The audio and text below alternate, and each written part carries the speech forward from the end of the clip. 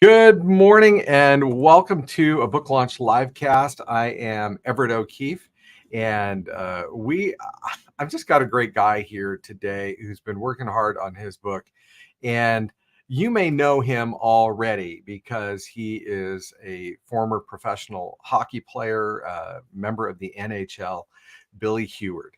So we're going to have him on here in just a moment. And before we do, I just want to share with you that what we do here at Ignite Press is help people bring their message to the world. And in the process of doing that, we take on your message, share it with the world through the power of a book, the most timeless communication method. And so if you are interested in that, please reach out to us at ignitepress.us and we can have that conversation. So today, Billy Huard, Billy, you may know him from the NHL, and he has written this terrific book, A Purpose Worth Fighting For. This book right now is available on Amazon, where you can pick up the paperback. And actually, we're running a special Kindle deal where you can get the Kindle version for just 99 cents. So that is a special launch promo. I recommend that you pick that up right away. So let's get Billy on here. Billy, how are you today? I'm doing great. It's been an eventful morning, to say the least. It's been great, though. It's been exciting. So, and for people watching this, like today is the launch day. Like this is the day that this, all starts going. And so, Billy, I'm just guessing you probably had some well-wishers this morning reaching out to you, excited about your book. I did. It always starts with family. And then, I was early. I was up so early that I was early on the East Coast and I live on the West Coast. So yeah, of course I had my family. They're excited. And then those closest to me and in my tribe, the folks that really supported me throughout this entire process, it's kind of their day as well, because they've been pushing for me and supporting me. And, it's not just, it's not one constant flow. It's peaks and valleys like life. And so is writing a book over the past 20 years. So I've had to, several times I've bounced things off folks and send them renditions of this book. And it couldn't have worked out better. I mean, honestly, I think God's timing is perfect. And it really is today, because it all aligned, and I'm super thrilled with the launch. Well, fantastic. So for people who don't know you and your story, where would you like to begin, Billy? Where would you like to start telling about you and what you experienced going through the NHL and after? That's a great question. I mean, really, my story begins as a young boy growing up in Canada with a dream to play in the NHL, like most boys did back then. I was born a long time ago, like in '67. So hockey was really we had 4 channels in our house, and one was typically Hockey Night in Canada. So we kind of grew up that way. My journey really started there with a dream to play in the NHL. And then it goes through and flows through my journey on how to make it to the NHL. There's lots of setbacks, and then there's lots of achievements along the way as well. But really, my journey is about someone that really sets out as hockey as really their purpose in life, only to realize that, making it to the NHL wasn't so much the purpose I had in mind, but as I rely on my faith, there was a bigger meaning to that. And that's what brought us here today. Sometimes you put your ladder against a building and you climb that ladder and you realize it's leaning up against the wrong building. And I think the NHL ended up being a vessel for me in my life and my purpose, just in not the way I thought it was going to be. And that included being an enforcer in the NHL rather than a goal scorer, and my struggles with that role. And that was just a role in the NHL at the time, but I struggled with it dearly and post-hockey until I found faith in my life, and until I found reasoning and purpose behind the role, which then changed my life.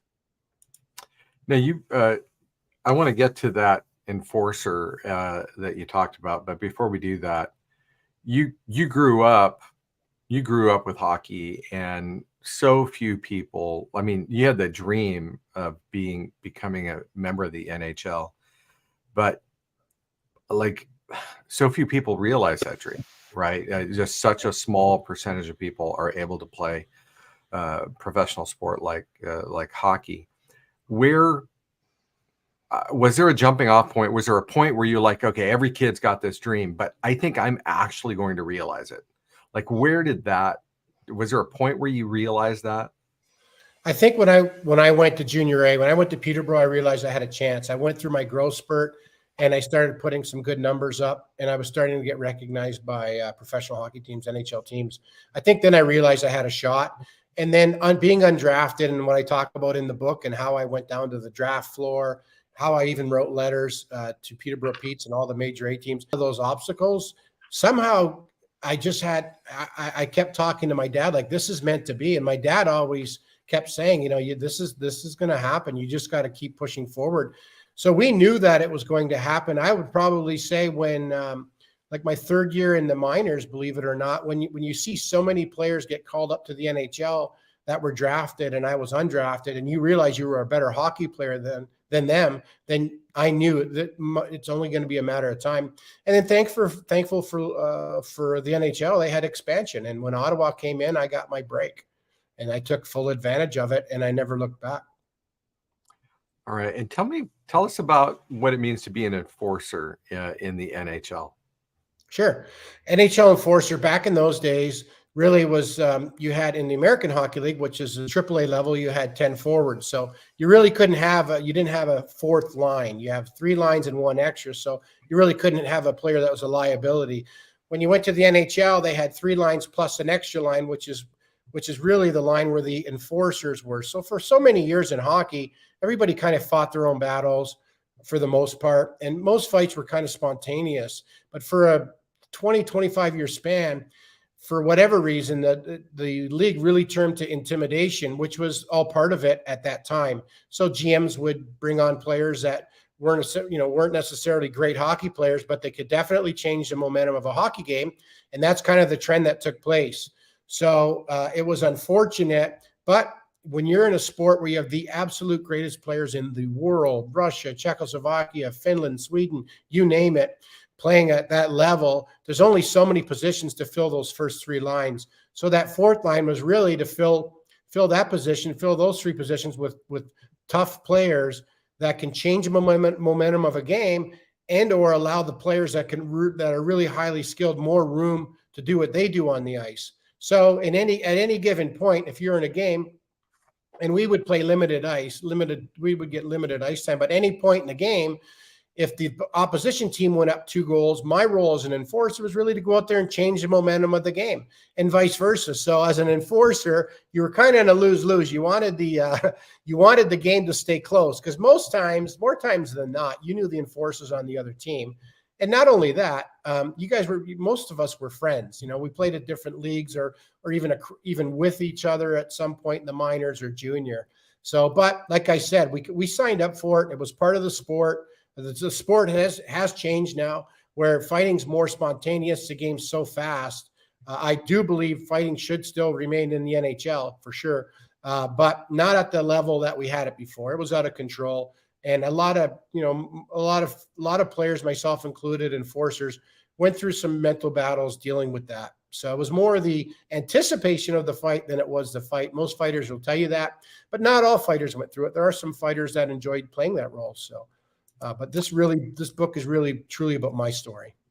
So I know I'm gonna get in trouble for this, but I've not been a huge hockey follower myself.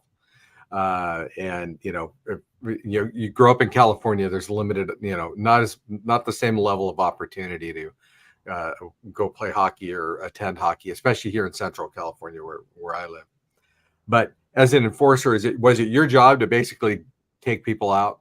Was it basically your job? It was to drop the gloves and bare-fisted brawl on the ice. And it wasn't all bad, because when you won the fight, you were happy that your nose wasn't broken or your head wasn't cracked open, and you had 18,000 fans screaming.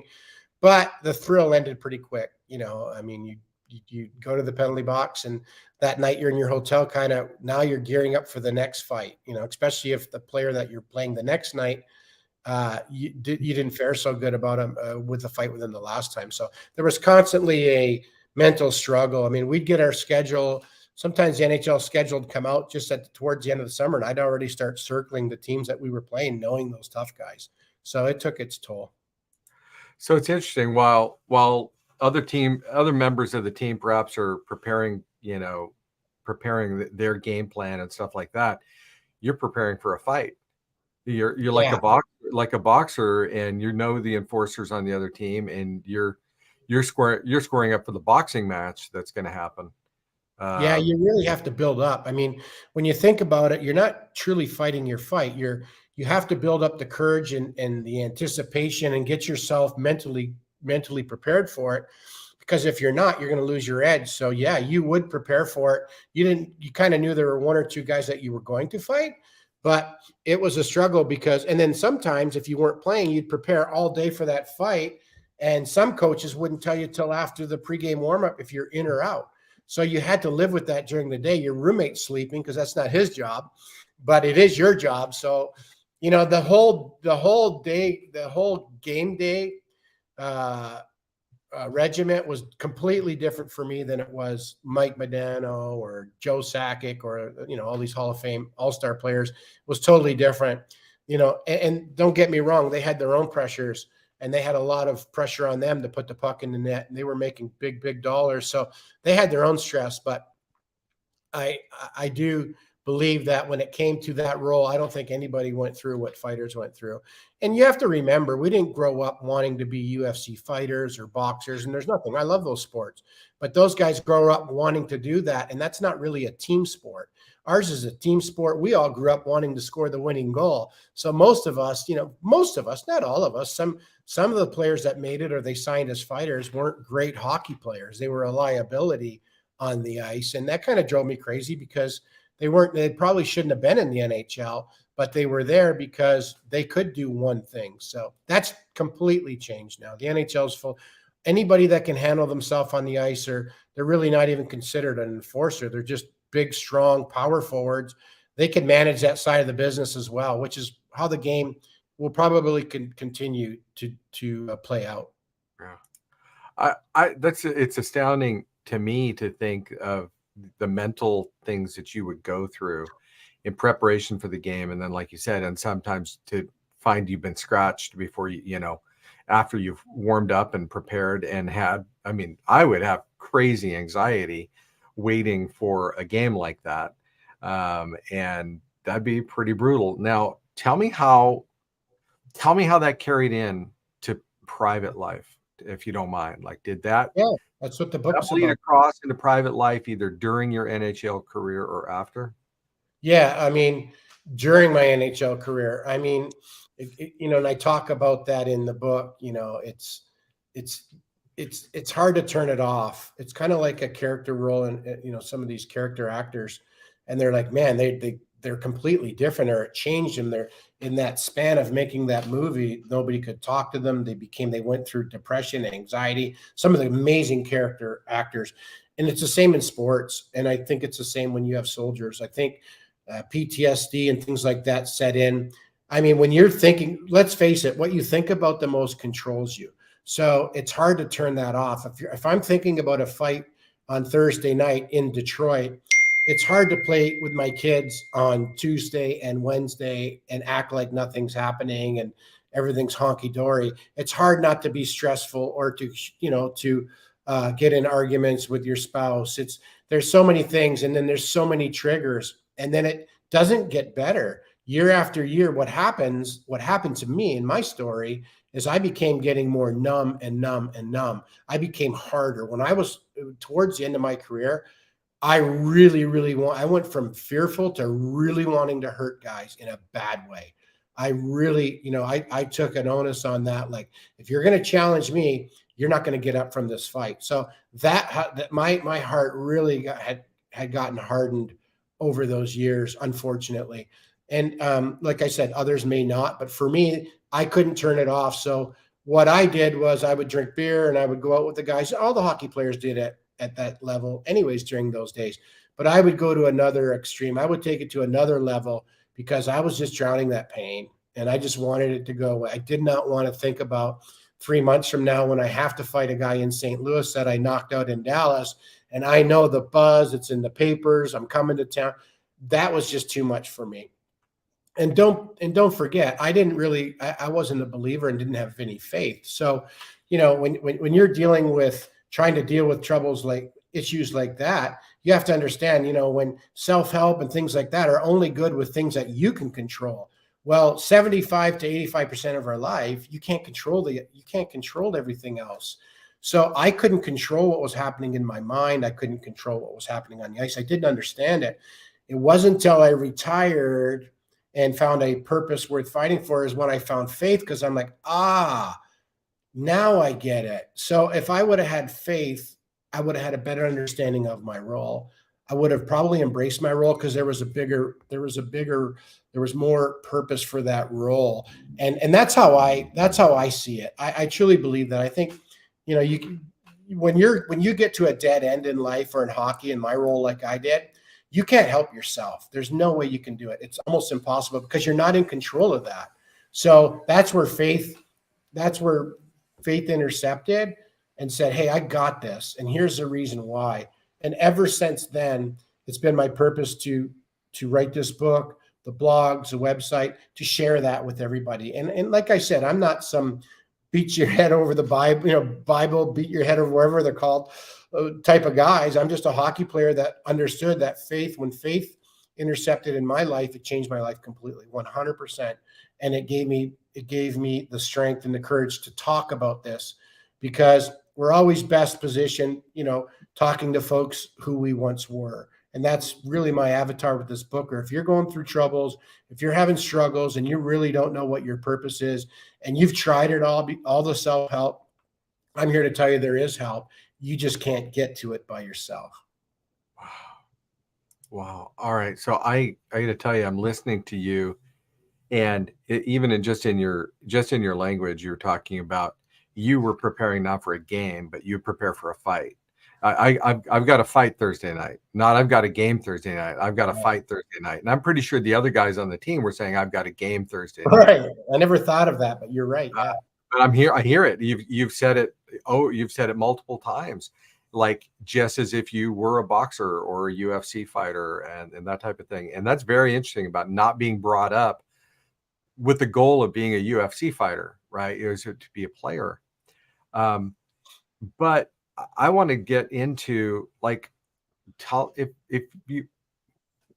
want to get into your conversion experience. I want to get into how you went from an NHL enforcer whose life was, quite frankly, beating people up on the ice, preparing to beat people up on the ice, recovering from beating people up on the ice, and getting beaten up on the ice, I'm sure. And all the other things around it, to the realization that it was beyond you. Your solution was beyond you. How'd that come about? Well, it took a long time. There were lots of seeds planted, let's say, but I hit rock bottom like most people do. And I had to make changes, and I was in my office, and I had these books on the shelf, and my wife, I had a huge bookshelf, and I had a whole bunch of books, and she had bought some books as well. She threw some of her books up there. And for whatever reason, I picked up a book that was on the shelf, and it was called The Evangelist by Billy Graham. And I've heard of Billy Graham because my grandmother used to donate to him years and years ago, but I really didn't know who he was. And I remember in Peterborough, the great Roger Nielsen gave us all Bibles at one time with Peterborough Pete's. And of course I know I grew up Catholic, so I knew about God. I didn't understand a relationship. But anyways, I picked up that book called The Evangelist. And at that time, we were going through tough times. And my wife had said, hey, we should go to this church and check it out. Friends of ours. She knew that I needed help. I was winding out. And I read the book, and it changed. I read it in one night. It was a Saturday night. I'll never forget it. And it changed my life. I read about Billy Graham's story, about faith, about forgiveness. And at that point, I had hurt so many people, including myself. I beat myself up so much. I've tried everything, and my poor family, my kids were young. And And I read that book, and the next morning I set my alarm and got up early, and I told my wife, hey, we need to go to church. And she was like, what? Flabbergasted. And she, usually it takes her, she's not bad anyway. She only take her 15 minutes, but that morning it was like, I think ball hat and out the door, because it was a non-denominational church. It wasn't somewhere where we had to dress up. I typically don't attend those churches, but anyways, yeah, we went, and that was the one time, and then another, and that started me down the right path. And then it's a process. And the next time was when I had major concussions. I had a nervous breakdown. We had sold our company in 2019 and very successful with that company. We had a successful exit, and a lot of people did really well. I was one of them. And I was with my family, and I brought them all out. I forget that, somewhere in Newport Beach, not far from me. And I had a nervous breakdown and just weeping and crying. I've never experienced anything like that in my life. I had no idea what was happening. I left the restaurant. My wife's like, what is going on? I'm like, I have no idea. Then that started to get worse. And I had another one. And then I had another one. And at the same time, we had settled just prior to that, we had settled our NHL concussion lawsuit with the NHL, where really the NHL didn't take ownership of that, which was totally fine. But what came out of that for me was that we were able to go see a neurologist and things like that. So we did. So I did. And I got diagnosed with PTSD and things like that. And the first thing he said was, you have to quit drinking, because that's a depressant, first and foremost. Secondly, I'm going to put you on these pills that'll keep you at an even keel. And thirdly, you need to make some lifestyle changes. So that was the second seed that got planted. And then I had a lot to think about after that. And then like a few weeks later, I had a trip to Fargo to go watch my son, who's a hockey player. And I got MRSA in my foot. I ended up in an ICU medical in Fargo, North Dakota for 10 days, and it was crawling up my leg. And they didn't know what it was. They thought I got stung by a spider in California. And finally, they diagnosed it towards the end, and they loaded me up. I think there was only one med that gets rid of it. And during that time, I had made a promise to God. I said, look, if you heal me, it's over. I'm all in. And I've always wanted to be all in. I've had 3 signs now. And that was really the really true turning point of my life, was that one. What a terrifying moment. You're in the hospital with this thing working its way up your leg, and it being misdiagnosed at that point. And I mean, that can take people out in the best of circumstances. That's just brutal. So Billy, you found your purpose. You found your purpose. How do others find their purpose? You wrote this book, A Purpose Worth Fighting For. And who'd you write it for? And what do you want them to find in the book? It's a great question. I think, in life, discouragement and things like that, it always kind of meets you at the halfway point. It's either you're halfway trying to make it to the NHL, you're halfway starting a company, or you're halfway in the midst of something and you get discouraged. Then what happens, or you're halfway into a career and somehow your career or your life gets altered in a direction that really doesn't align with you, either morally, mentally, physically, spiritually, but you're too afraid to make change. And that's kind of what happened to me. I was too afraid to face my fears. And it wasn't until my fear became to the point where I had no choice. The reason I wrote this book, A Purpose Worth Fighting For, is I truly believe everybody's wired for their own purpose. And what I mean by that is, if I were to say to someone who I mentor folks and counsel folks, I will ask them, if I ask 5 people, what are the attributes about you? What would they say? And, some say I'm outgoing, I'm funny, whatever, I pay attention to detail, all these things. And when I look at them in their life, they don't align with what they're currently doing in life or what direction they're going. And I ask them, are you happy doing what? And none of them are happy. They're just like, no, I became somebody I'm not.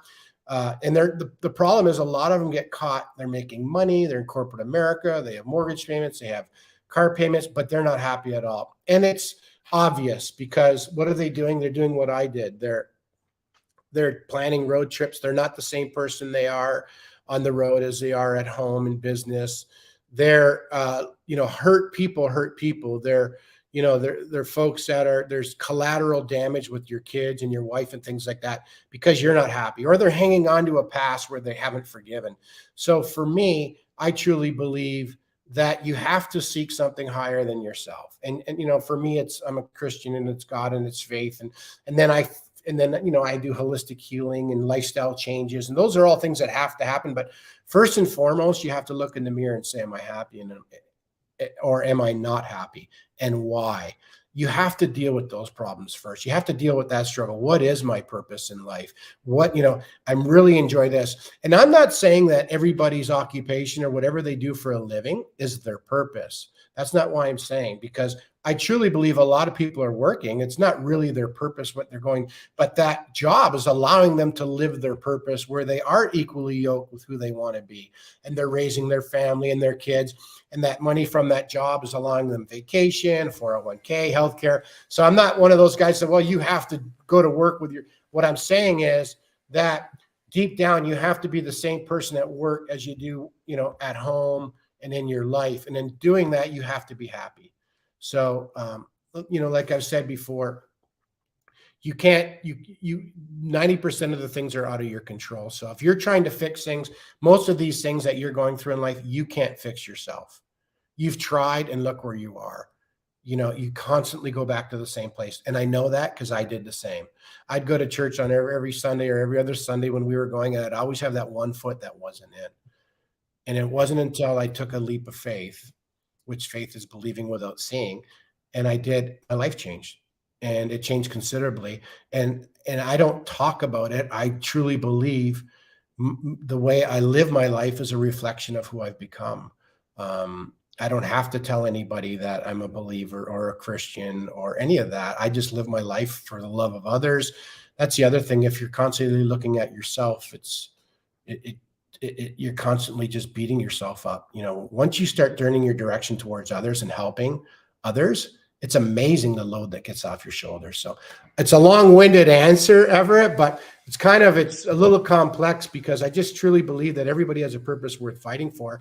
And I just want people to fight for it. And sometimes in fighting for it, you got to go outside. It's not just your fight. You need some higher power of faith to get you through that. Oh, Billy, I appreciate that response, and it's inspiring. Honestly, it truly is. I want to remind everybody to pick up their copy of A Purpose Worth Fighting For. You can grab the Kindle version for 99 cents on Amazon. The paperback is there as well. This is a launch special. That price will go away shortly, so take advantage of it now. So, Billy, we just have about a minute left here, and I want for people to know how to reach you, how they can reach out to you if they want to engage with you for speaking or coaching or consulting, and the many other things that you help people with. So what's the best way for people to get to you? I'd say the best way is just to go to my website, www.billyhuard.com. I'm on social media as well, and Facebook and Twitter, Instagram, things like that. You can find all those feeds off of my website. And you know, on that website, you find my blogs, and I'm going to continue to, you know, like I said, like I told everybody on the one podcast, the tribe is still alive. I'm not going anywhere. I didn't write a book and just say thanks for everything. I wrote a book so that I can monetize this as it relates to, you know, better health for others, because I truly believe that you know, when you're healthy, when your mind is healthy, you get to enjoy your life. I know when I get up every morning, Everett, and I just want to share this, you know, before we sign off. When I get up every morning, I can't wait to get up. I'm so excited to get up. And I wasn't always like that. I can't wait to get up and have my coffee, have my cold plunge, just get on with my day and get my quiet time and things like that. So whatever I can do to help you put yourself in that place, I'm here for you. That's excellent. Billy, thank you so much for coming on today and for sharing your message. And I think it's so incredibly valuable and timely. Thank you again, and congrats on your book launch.